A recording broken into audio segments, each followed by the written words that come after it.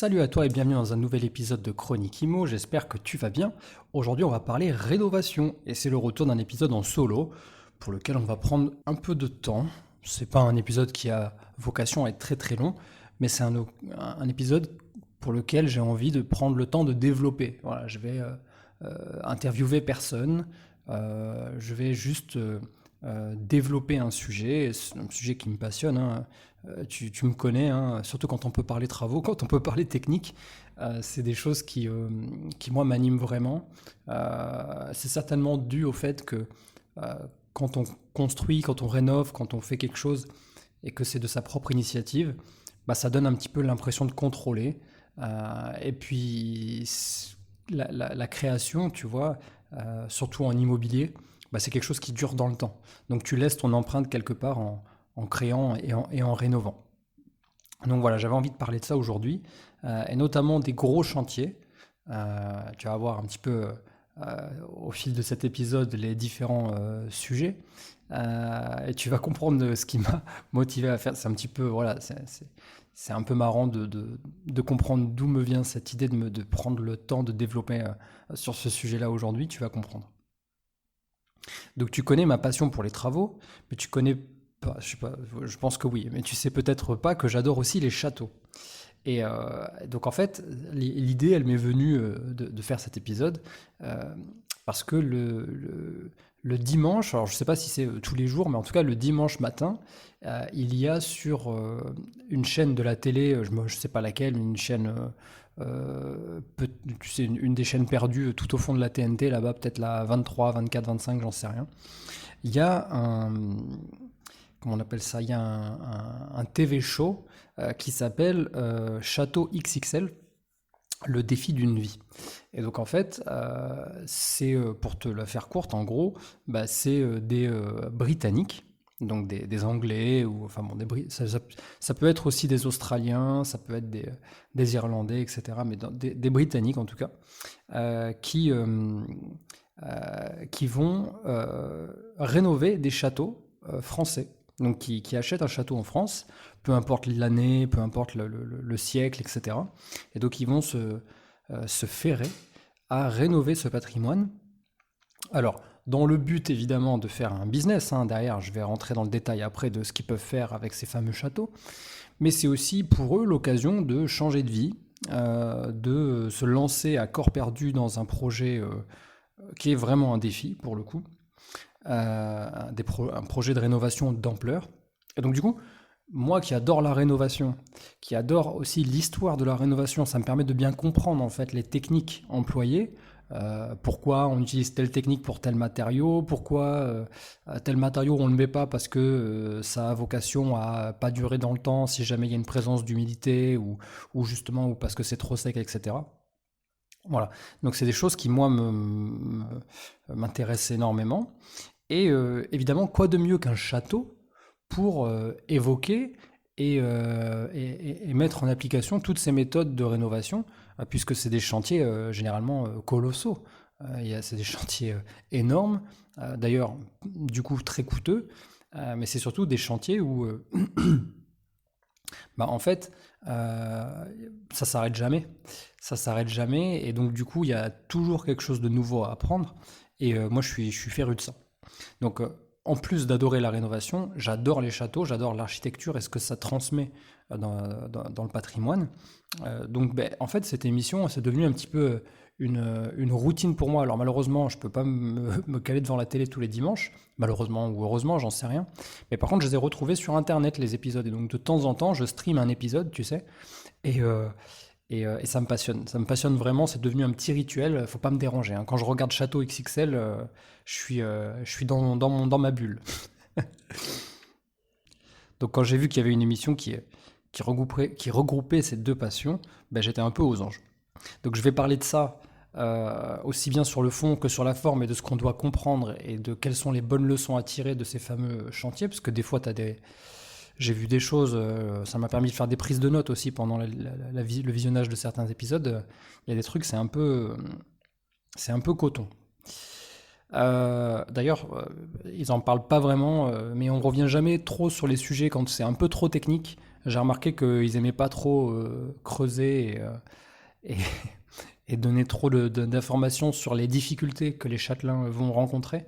Donc, ils te montrent la péripétie, la problématique, et ils te montrent le résultat fini. Mais entre-temps, ils ne te montrent pas comment ils ont fait pour régler ou alors très peu que sur des éléments décoratifs. Mais quand c'est structurel, ils n'en parlent pas beaucoup. Ça serait le reproche qu'on pourrait, comment dire, qu'on pourrait souligner, mais en réalité, c'est pas le but de ce show TV. Donc, je leur en veux pas. Donc je vais développer là-dessus juste après, mais en tout cas, d'abord, je voulais quand même remercier les personnes qui ont mis une note 5 étoiles sur Apple Podcast ou sur Spotify. Ça me fait grandement plaisir, donc vraiment, je vous remercie. N'hésite pas, si toi aussi tu écoutes ces épisodes et qui te plaisent, n'hésite pas à aller mettre une petite note 5 étoiles. Ça permet déjà de mieux référencer le podcast. Et puis même pour moi, ça me prouve que mon contenu, il est utile à quelqu'un, il plaît à quelqu'un. Si jamais j'ai plus de notes, je me dirais que je parle à personne et peut-être que je devrais m'arrêter. Voilà, c'était tout pour les remerciements. J'avoue que j'ai pas fait la liste des commentaires, etc. Je reçois aussi beaucoup de mails, donc ça me fait plaisir, aussi bien en DM que par mail. Merci pour vos retours. Sachez que je lis tout. Et normalement, je réponds à tout le monde. J'oublie personne, normalement. Si jamais je vous ai oublié, relancez-moi. Mais voilà, en tout cas, merci de prendre le temps de laisser des petits messages, des petites notes, des petits emails. Et aussi, merci à tous les nouveaux qui nous rejoignent. Malheureusement, avec le podcast, il n'y a pas de façon de vous remercier personnellement, mais on peut voir que les écoutes augmentent de mois en mois, donc ça fait très plaisir. On est entre 5 et 10% d'augmentation d'auditeurs par mois, donc je suis très heureux de ça. J'avoue que je regarde assez peu les charts des podcasts parce que je m'en tape en fait, ça m'intéresse pas trop. Mais très récemment, j'ai été approché par des marques qui font des trucs hyper cool pour les investisseurs immobiliers, ceux qui rénovent, qui ont besoin de choses. Alors, je peux pas trop spoiler, mais bon bref, vous allez le voir dans certains épisodes qui vont arriver dans le futur. Et donc du coup, pour pouvoir se positionner, les marques, elles regardent vachement ça. Et donc quand elles me contactent, généralement, elles me disent on a pu voir que, parce que les charts, c'est public, hein, on a pu voir que vous faites tant de milliers d'écoutes par mois. Donc ça peut nous intéresser de mettre en avant un produit sur votre podcast, etc. Donc c'est la preuve que vous êtes de plus en plus nombreux. Donc merci pour les écoutes et puis que l'aventure continue. Donc allez, c'est parti pour développer sur ce fameux sujet des rénovations XXL, parce que du coup, moi j'ai pas de château, donc c'est pas un château XXL, mais j'ai rénové plus de 16 projets quand même, donc je connais un peu le sujet, pour moi ou pour les autres, hein, donc j'ai pas rénové que pour moi, j'ai aussi accompagné des gens dans leurs projets de rénovation, et je le fais toujours, que ce soit pour moi, pour des associés, pour des clients, voilà, j'ai la possibilité d'accompagner suivant la taille du projet, hein, je peux pas tout faire non plus. Et donc du coup, j'ai un peu de vécu et surtout j'ai vécu pas mal de défis. J'ai vécu des choses qui m'ont très souvent permis de me remettre en question. Bon, jusque-là, rien enfin, c'est tout à fait banal de se remettre en question. Et surtout en rénovation, en début de carrière, quand on aide des personnes à mettre à bien un projet de rénovation, mais on n'a pas le droit à l'échec, on n'a pas le droit de se tromper, ou en tout cas si on se trompe, il faut pouvoir assurer derrière ses arrières. Et donc du coup, c'est pour ça que moi je me suis plongé dans les bonnes pratiques en matière de rénovation, parce que j'ai à cœur de faire les choses bien, aussi bien pour moi que pour les autres. Et donc si tu veux, je rénove aussi pour moi, ça me permet de faire un brouillon et d'apprendre de mes propres chantiers pour pouvoir répliquer sur d'autres chantiers plus tard. D'ailleurs, donc, comme je le disais, moi j'ai pas de château, mais mon plus grand défi, ça a été quand même un immeuble que j'ai toujours, et qui est toujours pas fini d'ailleurs. Bon, il est pas très vieux, c'est un immeuble que j'ai acquis en 2021, en janvier 2021. Et c'est un immeuble pour lequel j'ai déjà fait pas mal d'épisodes, parce que j'ai tellement appris de ce bâtiment que j'ai toujours des sujets ultra intéressants à dire. Donc vraiment, cet épisode, il va très peu, voire pas du tout parler de la partie locative, gestion locative, rentrée d'argent, etc. Mais plutôt comment dépenser l'argent, quoi. Comment, euh, comment rénover. Et donc, on sait que la rénovation, c'est un gouffre. Enfin, en tout cas, ça suce l'argent comme c'est pas possible. Ça boit, ça boit. Et donc derrière, il faut réussir à faire rentrer de l'argent, mais je ne vais pas en parler, en tout cas à titre personnel. Je vais peut-être revenir sur la partie de comment on fait pour rendre un château rentable, mais ça sera juste après. Donc moi, par rapport à cet immeuble que j'ai acheté en janvier 2021, bah déjà, il faut savoir que c'est un bâtiment qui était en très mauvais état. C'est de loin le bâtiment le plus pourri que j'ai acheté. Et quand je dis pourri, évidemment, c'est juste pour te résumer en un seul mot, l'état du bâtiment, on va dire de manière générale, euh, au moment où je l'ai acheté. Mais il fut un temps, c'était une superbe maison de ville, une maison bourgeoise. Plus tard, ça a été découpé en plusieurs lots et en un local commercial en son rez-de-chaussée et en sa cave. Et puis plus tard, ça a été abandonné, laissé pour compte, avec une toiture défaillante, avec des infiltrations d'eau entre le premier étage et le rez-de-chaussée, entre un abandon total de la cave qui a été bouchée puis partiellement inondée, et donc du coup, évidemment, une remontée par capillarité assez importante. Enfin voilà, donc il y a eu énormément de ce qu'on appelle des dégâts sur l'ouvrage, mais par contre, quand je l'ai acheté, je connaissais le potentiel et donc je savais où est-ce que je pouvais aller avec ce bâtiment. Et c'est aussi pour ça que je me suis évidemment positionné. Aujourd'hui, qu'est-ce qui va rester sur ce bâtiment? Donc on a refait évidemment les appartements. Ça a été la première chose, enfin la toute première chose qu'on a fait, c'est consolider la structure entre le rez-de-chaussée et le premier étage, puisqu'il y avait il y avait un désordre au niveau de la structure et notamment du plancher autoportant enfin, du premier étage. Donc la première chose à faire, ça a été de régler ce désordre et ensuite on a pu attaquer les travaux des appartements.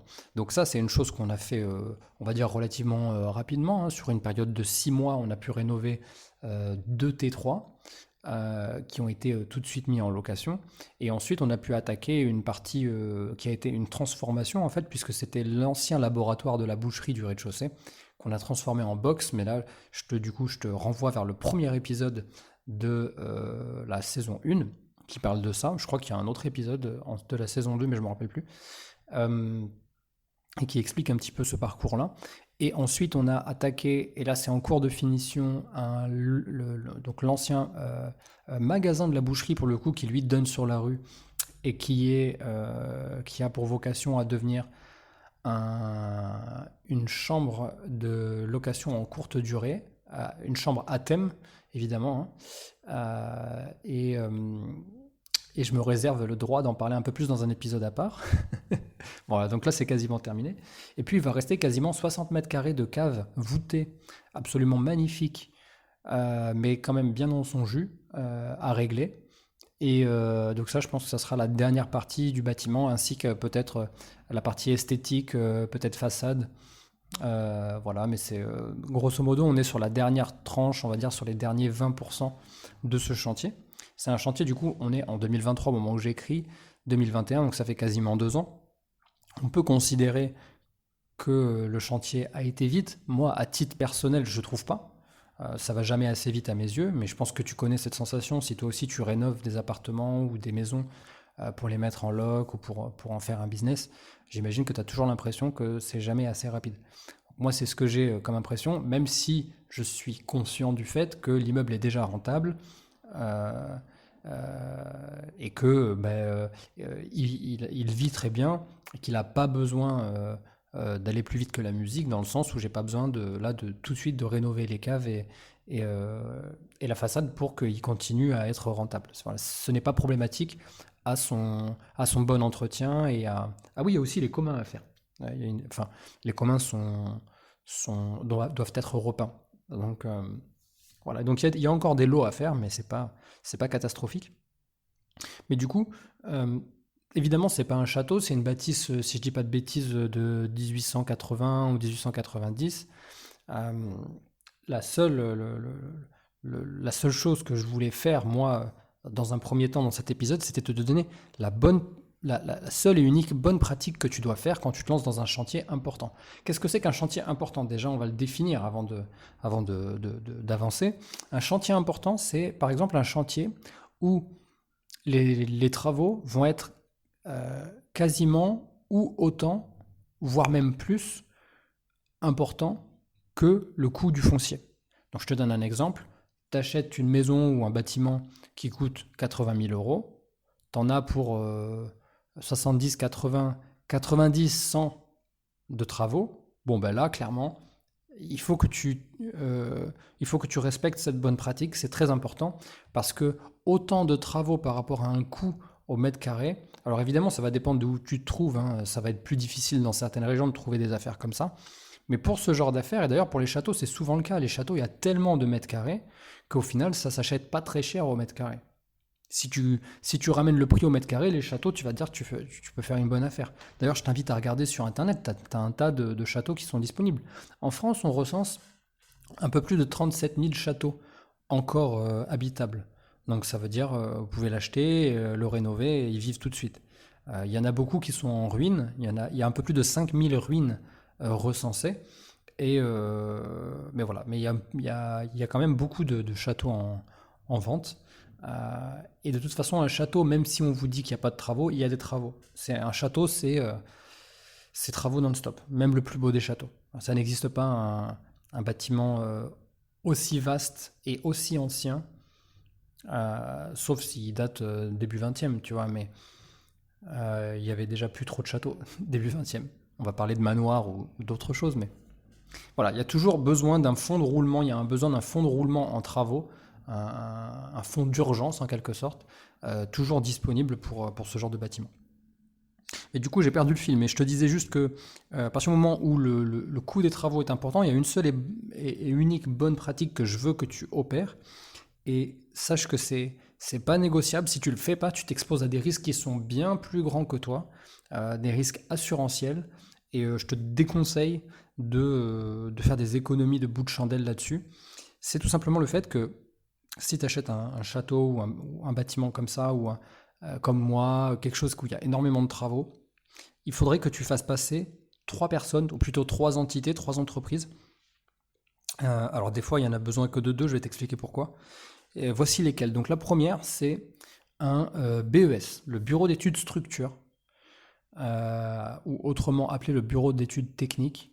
La vraie dénomination, c'est le BES. Donc ça, c'est très important. Tu veux te positionner sur un bâtiment ancien où il y a beaucoup de travaux, quasiment autant que le prix du foncier, voire même plus, tu fais passer un BES. Tu cherches pas midi à 14h, tu t'emmerdes pas, même si tout le monde te dit que tout est nickel, ne fais pas l'erreur de faire une économie de bout de chandelle là-dessus. Bureau d'études structure, il va venir vérifier ta charpente, ta toiture, il va venir vérifier l'état des murs, les murs mitoyens, les murs extérieurs, il va venir vérifier les conditions des planchers, il va vérifier s'il y a des désordres apparents, il va vérifier dans quelle mesure il faut rattraper le désordre. Donc ça, c'est très important. Il ne te dit pas juste où est le désordre, il te dit aussi ce qu'il faudrait faire pour que ça soit OK, pour que ça soit repris. Donc ça, c'est très important, le BES. Donc lui, je le positionne en numéro 1. Lui, c'est la médaille d'or. Tu fais une grosse rénovation, une rénovation XXL, il te faut un BES. Ensuite, le BET. Alors le BET, c'est le bureau d'études thermiques. Donc là, le bureau d'études thermiques, là, ça va être important, surtout pour les anciens bâtiments comme ça, où c'est de la grosse pierre, etc. Et tout simplement parce que c'est des bâtiments qui sont remplis de pompes thermiques, qui sont remplis on va dire, de trous dans la raquette. Et donc du coup, aujourd'hui, on n'a plus trop le choix, hein. Tu connais, hein, nouveau DPE, 2023, le net zéro à 2050. Donc, évidemment, on va parler un tout petit peu business, mais ton château ou ton bâtiment ancien, tu vas le louer à un moment donné, tu vas en faire quelque chose, il faut que ça rapporte de l'argent. Et tu vas pas loger des gens dans un endroit où ils doivent porter un col roulé tout l'hiver et avoir un abonnement à la pharmacie du coin pour prendre du sirop matin, midi et soir. Ça, c'est pas possible. Donc du coup, le bureau d'études thermiques, c'est lui qui va venir voir où sont les plus gros trous dans la raquette et il va t'orienter, il va t'aider à régler le désordre. Donc ça, c'est très important. Et il ne faut pas le négliger. Pourquoi ? Parce que des fois, tu vas régler un problème thermique, des fois on a peur du coup de refaire quelque chose de structurel, par exemple des planchers, ou des plafonds, ou un mur, enfin bon, peu importe, ce genre de choses. Eh bien, je peux t'assurer que des fois, il vaut mieux avoir à se taper un plancher plutôt que trouver des solutions au désordre thermique, parce que là, pour le coup, je te parle en termes de surface, par exemple, l'isolation par l'intérieur pour des murs en pierre. Souvent, c'est des murs et des plafonds qui sont très hauts. Et donc, du coup, la surface à couvrir, elle est gigantissime. Surface à couvrir, en plus, il faut la doubler, voire la tripler. Donc, du coup, tu comptes pas mètre carré x 3, mais mètre carré x 6 pour avoir à peu près le chiffre qu'il te faut pour savoir le coût. Et donc, évidemment, euh, on parle de quelque chose qui est très, très onéreux. Donc, bureau d'études thermiques, pour moi, c'est très important. Surtout parce qu'ils vont venir aussi déceler dans les planchers ou dans ce qui a été coulé. Ils peuvent venir déceler des problèmes d'humidité liés à l'évacuation des eaux usées. Donc ça, c'est évidemment parce que passé un temps, on coulait les évacuations des eaux usées, donc généralement dans des gros tuyaux de 300, enfin des trucs énormes, quoi, où on pouvait d'ailleurs y mettre des tuyaux plus petits à l'intérieur, donc des gros tuyaux en fibro-amiante, pour récupérer des désordres existants depuis plusieurs années. On coulait ça. Et en fait, si tu veux, la problématique de ce matériau, c'est c'est de la fibre, et donc du coup, il devient poreux, il se désintègre avec le temps, et donc ça te fait des infiltrations dans la pierre après, dans les murs existants, dans les planchers existants, et donc ça, c'est terrible pour le coût en fait à rattraper. Et donc il est préférable que le bureau d'études thermiques vienne vérifier. Alors il y a plusieurs techniques, hein. Il y a des techniques euh, mécaniques, il y a des techniques aussi, euh, comment on appelle ça, avec des petites languettes de papier qui sont trempées dans comment on appelle ça? Ah, je me rappelle plus, mais en gros, c'est un contenu chimique. Ils vont venir tremper cette languette dans ce contenu chimique et après, ils vont le poser partout sur les murs, sur les planchers, sur les plafonds, etc. pour vérifier certaines choses. Et derrière, avec une caméra thermique, ils vont venir sonder tout simplement les murs, les planchers, et vérifier où est-ce qu'une infiltration peut passer. Très très important. Sache que l'eau, elle va vouloir passer partout. L'eau, tu peux pas l'arrêter. Elle n'a pas de taille minimum. Elle n'a pas non plus de taille maximum. Mais donc du coup, une micro-fissure, pour de l'eau, c'est une fissure. Elle ne fait pas de différence entre une grosse fissure et une petite fissure. Donc, très important, bureau d'études structure et bureau d'études thermiques. Et le troisième larron de nos trois personas qui doivent absolument venir vérifier cette bâtisse avant que tu te positionnes, c'est l'architecte, évidemment. Il te faut un architecte. Si jamais tu vas employer beaucoup de monde sur un chantier et que ça va te coûter au minimum le prix du foncier, le prix du bâtiment, il n'y a aucune raison que tu fasses une économie et que tu passes pas par un architecte. Alors, pas n'importe quel architecte, évidemment, on va pas prendre un architecte parce qu'il est capable de faire des trucs magnifiques avec des matériaux modernes. Non, moi je te parle plutôt d'un architecte à l'ancienne, un architecte peut-être spécialisé, donc suivant le besoin. Comment tu sais s'il est spécialisé? Déjà, tu connais la date, tu te renseignes sur la date de création de ton bâtiment et tu vas venir tout simplement prospecter et appeler les bureaux d'architectes qui sont spécialisés sur ce type de bâtiment avec ce type de construction. L'idée avec ce personnage-là, c'est d'aller vérifier, une fois que tu as ton bureau d'études structure qui est passé et ton bureau d'études thermique, que tu as à peu près les solutions aux différents désordres qui sont apparents et qui doivent être réglés pour pouvoir utiliser le bâtiment. L'idée, c'est de faire passer cet architecte et de lui montrer ces fameux diagnostics techniques et lui dire voici ce que j'ai comme problème, voici comment j'aimerais les régler, les résoudre. Est-ce que ça vous semble cohérent ou est-ce qu'on ne peut pas faire ça? Par exemple, un truc tout con, mais quand tu as un désordre sur des solives ou sur des poutres et qu'il faut les remplacer, ou tout simplement, ouais, par exemple, disons les remplacer. Euh, l'architecte, il va te dire, ben, attendez, là, par exemple, moi, ce que je peux faire, c'est vous dire, vous dire de sonder la poutre. Évidemment, on voit qu'elle a été rongée par les termites, mais cette poutre-là, techniquement, vous ne pouvez pas l'enlever. Si vous l'enlevez, vous risquez de créer un désordre plus important sur la structure du bâtiment. Moi, ce que je vous conseille, c'est de vérifier à cœur. Donc, il y a un outil exprès, un peu comme tu sais quand on va sonder dans le fromage, un peu pareil, mais que tu mets au bout d'une visseuse.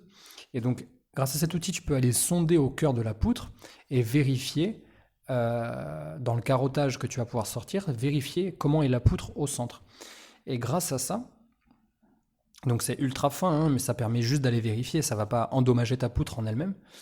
Et ça te permet de décider si tu dois vraiment changer la poutre ou si tu peux résoudre le désordre autrement. Et l'architecte, il va pouvoir te dire, bah, par exemple, là, et moi je t'en parle parce que c'est ce que j'ai vécu, hein, là, moi je vous conseille de plutôt partir sur un système de sandwich de poutre, quitte à la, à rendre l'ancienne poutre inutile.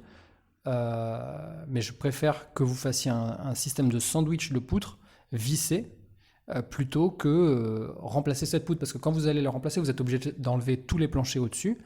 Ça va enlever du poids. Ensuite, vous allez enlever les solives. Donc les solives, ce sont les poutres plus fines qui sont par-dessus les grosses poutres, mais qui sont dans le sens inverse, hein. Donc tu as compris que euh, tu as une poutre dans un sens et les solives dans l'autre sens.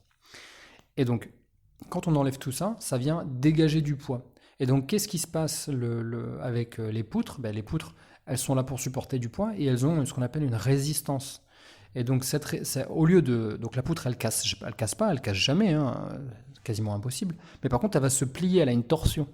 Et donc, ça va avoir un effet sur les murs, notamment sur lesquels elle repose. Si tu enlèves tout le poids d'un seul coup de la poutre qui est endommagée, elle va donc avoir un effet inverse à la torsion et ça va mécaniquement enlever la pression qu'il y a sur les murs sur lesquels elle repose. Et donc ça, du coup, ça va faire bouger tous les autres murs.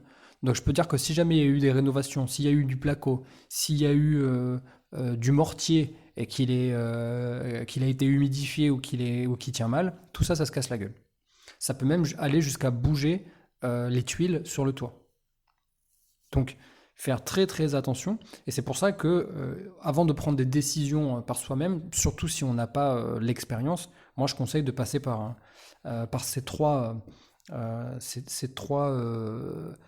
entreprises qui sont là pour accompagner les acteurs de la rénovation dans ce genre de bâtiment ancien pour que ça se fasse de la meilleure des manières.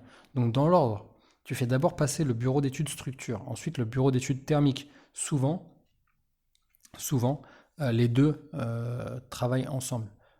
Par exemple, un bureau d'études structure qui a plusieurs personnes en interne, il peut décider d'employer un thermicien et le former à l'étude thermique pour qu'il puisse venir voir. Tu vois, c'est les mêmes personnes qui vont tout simplement mettre ton... Tu vois, il y a des techniques pour mettre une pièce ou un appartement entier sous pression.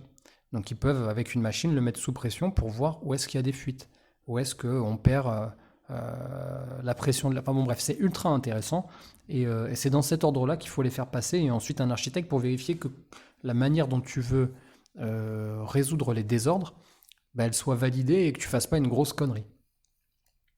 Et puis en même temps, ça te permettra de lui dire, ben voilà, une fois que ça sera rénové, on aimerait mettre les pièces tac tac tac comme ça, et lui il va certainement t'aider et te dire, ben moi j'aurais pas fait comme ça, peut-être que oui, c'est bien, peut-être que non, c'est pas bien, etc. etc. Donc voilà ce que je te conseille de faire. Maintenant, ça, c'est sur le fond. Tu vois, je t'ai pas encore parlé de la forme. La forme, évidemment, c'est différent. Et c'est ça que j'aime en fait avec cette fameuse émission de télé, là, Château XXL, c'est que tu dois adopter un mental un peu façon britannique, quoi, un peu comme nos amis là, britanniques qui achètent ces châteaux. Si tu te lances là-dedans, faut absolument que tu regardes au moins 10 minutes pour comprendre.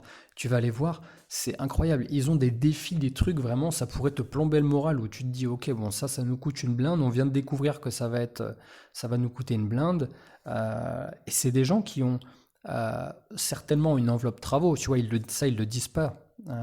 Mais elle n'est pas illimitée de toute façon. C'est pas des, tu le vois bien à la façon dont ils s'attaquent à la rénovation de ces châteaux que c'est pas, il n'y a pas d'enveloppe illimitée. Au contraire. Euh, et d'ailleurs, c'est ça que j'aime beaucoup parce que systématiquement, ils vont commencer par rénover quelque chose qui va se louer ou quelque chose qui va s'apparenter à un business. Donc il y a plein d'idées ultra intéressantes. Par exemple, il y a un couple qui achète un château et attenant au château, il y a une ancienne orangerie. Bon, ben là, ils vont rénover l'ancienne orangerie pour en faire un lieu où peut se tenir des mariages, des banquets, des fêtes à l'extérieur. Et donc, si tu veux, ils vont louer cet endroit, cet emplacement qui est semi-ouvert et qui permet d'accueillir du public. Donc et ça, c'est une rénovation qui coûte pas extrêmement cher parce que c'est un lieu, tu vois, c'est semi-ouvert. euh, donc on sait que dès que la belle saison arrive, ça, ils vont réussir à le louer et ils font plein de choses. Il y a un autre couple qui commence par faire un espace extérieur avec un grand jardin à l'anglaise euh, ou à la française, d'ailleurs, j'en sais rien, j'ai pas de, j'avoue que j'y connais rien là-dedans. Mais un grand jardin qui donne sur une cour. Et en fait, ils vont accueillir tout au long de l'été comment on appelle ça?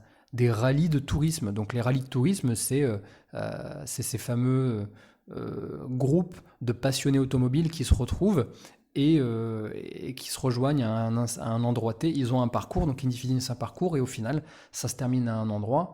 Et c'est très classe quand ça se termine devant un château, dans une belle cour, devant un beau jardin. Et tu sais, toutes les voitures sont un peu en exposition. Voilà. Et donc, le business par rapport à ça, derrière, c'est quoi? Ben, c'est que, bon, tu as compris, pour l'orangerie, ben, c'est tout simplement de louer à des particuliers qui se marient ou qui font une fête ou qui ont besoin d'un espace pour se retrouver. Et dans le cadre du rallye de tourisme, ben, c'est que une fois que les voitures sont toutes arrivées dans l'après-midi, eh ben, il y ait une buvette à disposition, un ticket d'entrée pour les visiteurs, par exemple 4-5 euros. Les visiteurs, ils viennent voir les belles voitures, ils viennent s'asseoir dedans, tout le monde est dans la régalade. Donc eux, ils prennent un ticket à l'entrée, puis il y a une buvette, donc du coup, il y a un bar ou quoi, et tu peux venir consommer. Et puis il y a aussi le simple fait, on n'y pense pas, mais il y a des gens comme moi qui sont passionnés de château et qui sont prêts à payer pour passer quelques heures dans un château pour juste le visiter et apprendre l'histoire du château. Combien de fois ça m'arrive les week-ends de partir, je prends ma voiture, je suis prêt à faire 2 heures de route s'il faut pour aller visiter un château. Et alors, très souvent ça coûte pas cher, c'est 10 balles, 15 balles. Des fois tu as des entrées, c'est 30 balles. Mais c'est des châteaux, c'est impressionnant. C'est un autre niveau, quoi. C'est les concurrents de Louis XIV. Donc voilà. Donc l'idée, et c'est ça que j'aime beaucoup avec ces Anglais, c'est que, avec ces Britanniques, pardon, c'est qu'en fait, ça les rend heureux de rénover autant. C'est un peu ils le font avec le sourire, avec leur flegme aussi, un petit peu en disant, à chaque fois qu'il y a une tuile, en disant, bon, ben, comme si c'est pas la dernière, c'est pas la première, ça sera pas la dernière. Enfin voilà, c'est vraiment, ils font beaucoup passer, en fait, il n'y a pas de frustration. Ça passe beaucoup par l'humour, ça passe beaucoup par, de toute façon, on s'est lancé là-dedans, évidemment qu'on pouvait avoir que des problèmes, ça allait pas être que la vie de châtelain, c'est pas possible. Et derrière, ils se disent toujours, ok, bon, j'ai, exemple, une partie de la charpente, ou une partie de la toiture, pardon, qui s'effondre. Je sais que je dois refaire cette putain de toiture. Comment je vais la financer? Et là, du coup, ils se focus sur une autre partie du château, et c'est pas rare du tout qu'on voit dans les épisodes qu'ils décident du jour au lendemain d'arrêter ce qu'ils sont en train de rénover pour utiliser les fonds afin de créer une nouvelle suite, donc une nouvelle chambre décorée avec une belle salle de bain attenante, etc. Pourquoi? Bah parce que ça va pouvoir être mis en location tel un gîte, tout simplement, ou enfin Airbnb, Booking, tu connais. Et du coup, en fait, c'est reculer pour mieux sauter. Parce que si je te dis, s'ils ont 10 000 euros tout de suite, mais que cette toiture, ça leur coûte 40 000, ben, ils vont se dire, bon, on va prendre les 10 000 euros. Et en fait, ils vont faire comme nous, on fait avec la banque, ils vont faire un effet de levier. Ils vont financer la nouvelle suite.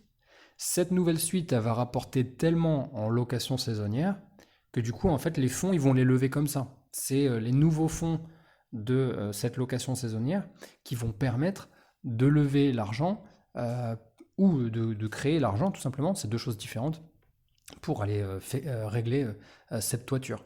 Parce que tu peux très bien aussi dire, ben moi je fais la suite, et ensuite, au bout de quelques mois d'exploitation de la suite, je vais voir la banque et je dis, bon ben voilà, j'ai besoin de 40 000 euros, prêt travaux, parce que je suis rentable sur X nombre de suites et que je sais que je peux vous les rembourser en 8 ans, 10 ans, tu vois, quelque chose comme ça.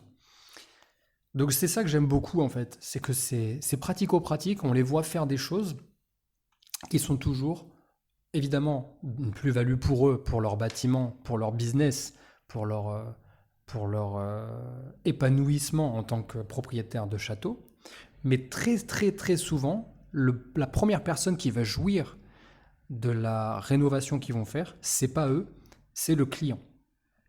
Donc il y a un vrai côté business naturel chez eux qui est ancré. C'est ok, on va faire un truc, ça va attirer le chaland, ça va attirer le client va payer, il sera heureux. Nous, cet argent, on peut le recycler en quelque sorte, hein. De toute façon, un château, c'est une machine à recycler l'argent, hein.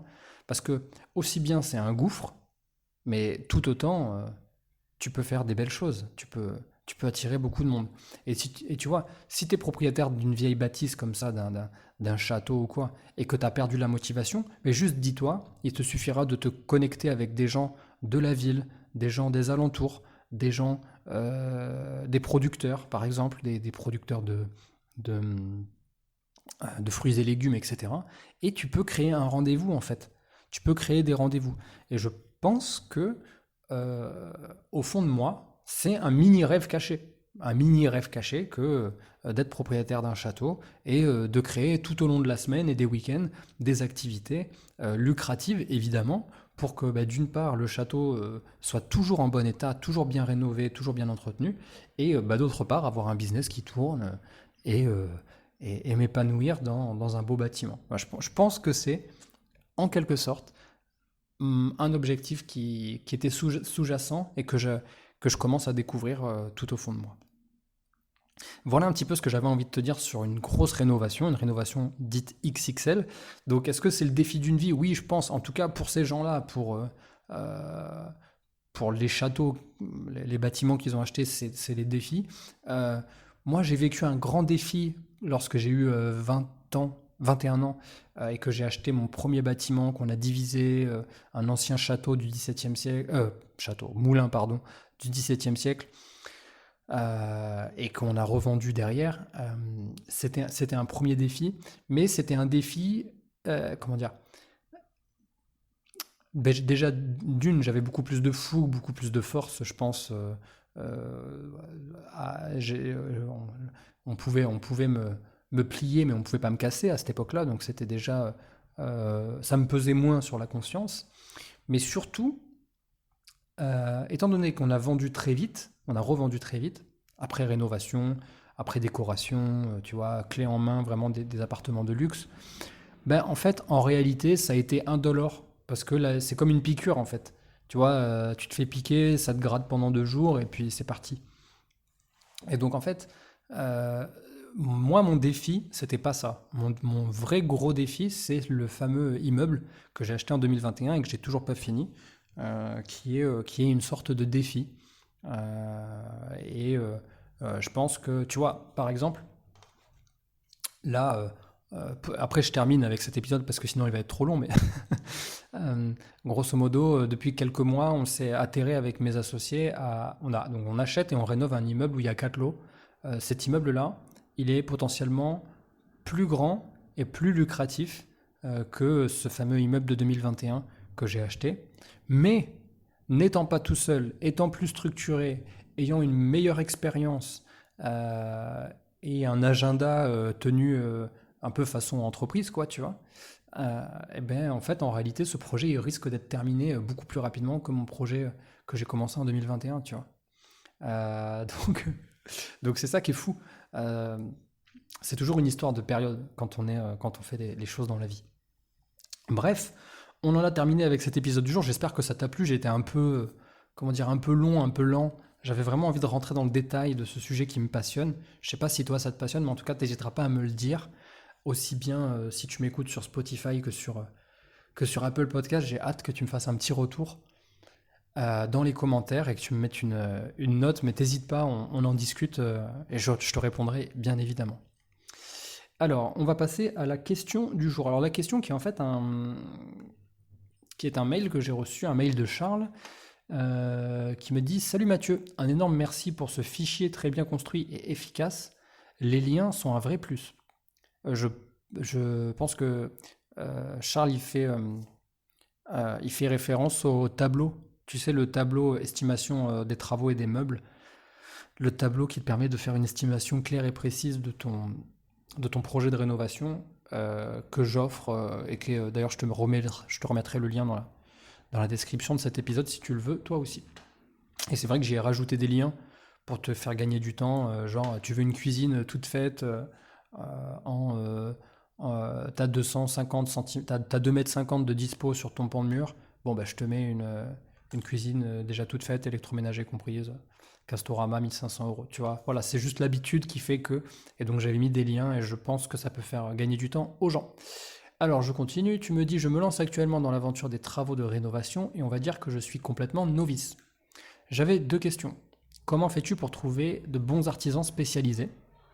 Actuellement, le bien que je souhaite rénover est un studio dans le 20e à Paris et j'ai beaucoup de mal à trouver des artisans de confiance avec des références. Ma deuxième question est plus spécifique. Connais-tu la toile de verre, sorte de papier peint épais, texturé avec des formes type chevron? J'en ai dans l'appartement que j'ai à rénover et je ne sais pas si le mieux serait de l'enlever pour le remplacer, de coller une autre toile de verre par-dessus ou de l'enduire totalement avec le produit adapté. Tu aurais un avis sur la question? En tout cas, je te remercie pour ton temps et tes ressources et je te souhaite une excellente journée. PS, si tu as un conseil primordial pour s'attaquer à tes travaux de réno, je suis preneur, au plaisir. Bon, déjà, ton message, il me fait super plaisir, Charles. Euh, Ça me fait plaisir que ça te convienne, donc merci beaucoup pour ton retour, pour le tableau, et je suis aussi content pour ton projet de rénovation. C'est ton premier, et, je pense que ça ne sera pas ton dernier. Si ça te plaît autant que moi, autant que les auditeurs du podcast, ça ne sera pas ton dernier. Alors Charles, mon seul conseil, c'est que c'est ok d'être novice et de ne pas savoir. Ça, c'est tout à fait d'accord, tout à fait ok. Il n'y a pas de, il y a pas de honte à pas savoir. Mais, très important, il faut venir compenser ça avec de la recherche d'infos. Parce que, tu sais, c'est un peu la fameuse phrase de Bill Gates qui dit c'est ok de naître pauvre. Je sais pas si c'est Bill Gates d'ailleurs, peut-être que je dis une connerie. Mais c'est pas ok de mourir pauvre. En quelque sorte, c'est un peu la même chose avec ça. Je l'ai peut-être très mal interprété, mais tu as compris l'idée. En gros, c'est ok d'être novice et de pas savoir, mais si tu as absolument besoin de compenser avec de la recherche d'infos, c'est toi qui dois te sortir les doigts, c'est toi qui dois aller chercher l'information. Évidemment qu'elle va pas venir à toi-même, évidemment que ça va pas être facile, évidemment que les gens vont pas avoir envie de t'aider par défaut, parce que t'es personne en fait. Et moi non plus, je suis personne. Il n'y a aucune raison pour que ça soit facile. Donc t'as pas le droit de ne pas compenser. Tu peux pas te retrouver devant une situation et dire tout simplement: ah bah je sais pas. Tu vois, ça c'est pas possible. Donc mon seul conseil c'est reste à l'affût, soit comment dire, euh, développe ton potentiel d'apprentissage. Donc sois toujours curieux et d'accord pour apprendre des choses. Donc quand une question te trottera dans la tête, bah, tu devras avoir le réflexe d'utiliser déjà d'une YouTube, hein. Évidemment, YouTube c'est magnifique pour ça, hein. Tu peux taper ta question et trouver une réponse. Je dis pas que c'est toujours la bonne réponse, mais à force de chercher, tu peux la trouver facilement. Et demander aux gens, tout simplement, les gens qui savent. Donc c'est ce que tu viens de faire là en m'écrivant, mais tu peux aussi le faire avec tout un tas d'autres personnes. Tu peux demander physiquement à des gens quand tu vas dans des apéros IMO ou des rencontres immobilières, des séminaires, etc. Demander sur Internet, envoyer des mails, demander à des professionnels. Voilà, tu peux toujours demander, ça ne coûte rien.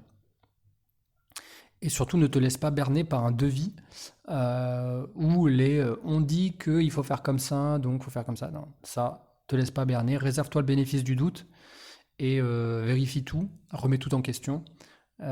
Et du coup, un vrai tip, ce que je te donne pour toi, mais aussi pour les auditeurs, pour tout le monde, c'est n'accepte pas un devis au forfait, surtout avec des gens que tu connais pas. J'ai envie de te dire, au bout de quelques années à travailler avec des gens, maintenant, quand ils me mettent un forfait pour quelque chose, je le comprends. Mais quand tu commences à travailler avec quelqu'un, pas de forfait, des lignes avec le détail, le taux horaire ou le taux ou le prix linéaire ou le prix au mètre carré, mais que des détails, pas de forfait. Très très important. Maintenant, je vais répondre à tes questions. Pour les artisans. Donc moi déjà, je commencerai par demander à tous mes contacts. Donc je prends mon téléphone, je fais un message groupé ou un mail, je prends tous les mails, je fais un mail groupé. Même si c'est des gens que tu connais pas vraiment, c'est pas grave, on s'en fout. Au pire, qu'est-ce qui va se passer? Ils vont pas te répondre. Ils vont se dire non mais lui, il s'est trompé, il m'a mis dans sa liste de mails, mais c'est pas moi qui voulais contacter. Donc tu fais ça. Si possible, des contacts quand même qui sont à proximité géographique de là où tu as besoin de trouver un bon artisan. Et tu demandes des recommandations. Donc tu dis, ok, est-ce que quelqu'un peut me recommander tel et tel corps d'état? J'en ai besoin pour rénover telle et telle chose. Sinon, après, derrière, évidemment, le deuxième filtre, ben, c'est d'aller vérifier les avis Google, hein, très simple. Tous les avis ne sont pas vrais, donc faire attention avec ça. Mais c'est un premier filtre. Par exemple, une entreprise qu'on t'a recommandée ou qui est référencée par telle et telle personne, mais qui n'a pas d'avis Google, bah, c'est bizarre de nos jours. Donc ça te donnera peut-être envie d'aller creuser un peu plus, de poser la question, d'appeler.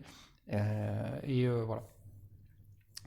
C'est simple, hein, quand on n'est pas du coin de l'endroit où tu veux rénover, ouais, je dirais faire ça, demander aux gens du coin et ensuite filtrer avec les avis Google.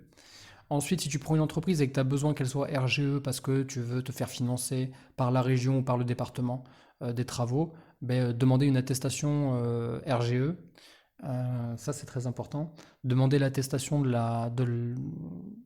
l'assurance euh, de l'assurance décennale, hein, donc, ou de la dommage ouvrage, ça va dépendre du type d'entreprise, donc demander l'attestation. Voilà. Voilà. Donc si tu as besoin sur Paris 20e et qu'il y a un auditeur de Paris 20e qui veut t'aider, ben, n'hésitez pas à m'écrire. Vous m'écrivez directement sur Chronique Imo Podcast, donc chronique avec un S, chroniqueimopodcast@gmail.com et je prendrai le soin de vous mettre en contact avec Charles qui a besoin d'entreprises pour rénover sur Paris 20e. Et donc je vais répondre à ta deuxième question maintenant sur la toile de verre. Donc non, tu ne peux pas poser de la toile de verre par-dessus une ancienne. Je sais que les gens le font. En tout cas, je l'ai déjà vu. Et je te dis que c'est pas ok. Ne le fais pas. Parce que le fais pas. Tu vas perdre ton temps. Dans quelques années, tu vas devoir te le retaper. Voilà. Je suis incapable de connaître, moi, ton appartement. Le taux d'humidité dans les murs, je le connais pas. Donc, je te déconseille de le faire. Ça va pas tenir dans le temps. Et moi, je connais bien la toile de verre pour l'utiliser notamment dans les communs. Tu sais, pour les parties communes, les murs sont souvent pas très droits ou assez dégradés. Au lieu de perdre mon temps, ben, je fais juste, tu vois, je gratte les murs. S'il y a du papier peint, je retire le papier peint, je gratte les murs. Et s'il y a des gros trous, je viens les combler au map. Et ensuite, je pose la toile de verre, ou je fais poser tout simplement la toile de verre, pour que ça vienne cacher toutes les aspérités. Donc ça, c'est chouette. C'est un matériau que j'utilise. Et en plus, tu peux la peindre derrière. Donc si tu l'achètes en blanc et qu'elle n'est pas tachée, bah, tu la laisses telle qu'elle, c'est pas dérangeant. Surtout pour les parties communes. Après, si c'est à l'intérieur de l'appartement, il faudra la repeindre par contre, hein. Très important. Donc ouais, tu peux retirer celle qui est posée et en poser une nouvelle tout simplement. Je pense que s'ils ont posé ça, c'est parce que le mur a des aspérités. Si jamais il n'a pas d'aspérité, bah, tu attends juste, tu grattes et tu peins, hein, te fais pas chier à mettre ça. Par contre, s'il a des grosses aspérités, ouais, tu recolles et surtout, euh, comment dire, sois généreux sur la colle que tu mets. Bon, évidemment, pas 2 tonnes, hein, il faut que la toile elle puisse tenir, mais sois généreux parce que le papier de verre, ça boit énormément. Et si tu es sur une surface en plâtre qui boit aussi énormément, bah, ça peut sécher très vite. En fait, c'est ce qu'on appelle tirer. Et si la toile de verre, elle se met à tirer un peu trop, ça va te faire des bulles. Et les bulles vont sécher. Et dans le temps, ça va se décoller à l'endroit des bulles, tout simplement. Donc, voilà, sois généreux sur la colle que tu mets.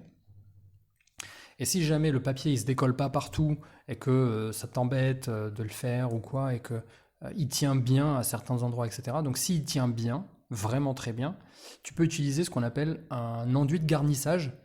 Donc tout le monde ne le fait pas. Voilà, c'est pas du plâtre, c'est encore autre chose. C'est un enduit de garnissage, donc c'est un produit qui est très collant, qui est relativement liquide mais qui sèche vite. Et donc ça va venir remplir. Justement, tu me parlais comment t'appelles ça, des formes qu'il y a sur la toile de verre, un peu en chevron, etc. Ben ça va venir remplir toutes ces formes et ça va te faire une sorte de mur lisse. Donc, voilà. Mais encore une fois, moi, mon conseil principal, ça serait de retirer l'ancienne, gratter et reposer une nouvelle. Basta, on n'en parle plus. Voilà un petit peu pour les réponses que je pouvais te faire mon cher Charles. Au plaisir de continuer cette discussion. Voilà les amis, on en a terminé avec l'épisode du jour. Donc si je devais juste faire une recommandation, bah, c'est aller regarder Château XXL. Alors attends, hop, je vais... Voilà, Château XXL, c'est sur la 25, c'est sur la chaîne 25 de la télé. Voilà. Sinon, vous pouvez retrouver les épisodes en streaming sur Apple. Sur la plateforme Apple, ils y sont tous. Et il y a 4 saisons, je crois, donc c'est très très sympa. Il y a pas mal de choses à découvrir. Et si jamais tu te lances dans une réno quelconque, peu importe que ça soit 20 mètres carrés, 100 mètres carrés, un château, une chambre de bonne, ce que tu veux, et que tu veux estimer le coût des travaux, bah, n'hésite pas à récupérer ton tableau. Je le mets en description, c'est gratuit, ça me fait plaisir. En plus, c'est la nouvelle version. On a mis un graphique. On a changé les liens, on a changé la structure du tableau, donc je pense que ça peut te plaire, elle est un peu plus intuitive qu'à l'époque. Donc n'hésite pas, ça me fait plaisir. Voilà, sur ce, moi je te dis à la semaine prochaine, lundi matin 10h30. Ciao ciao.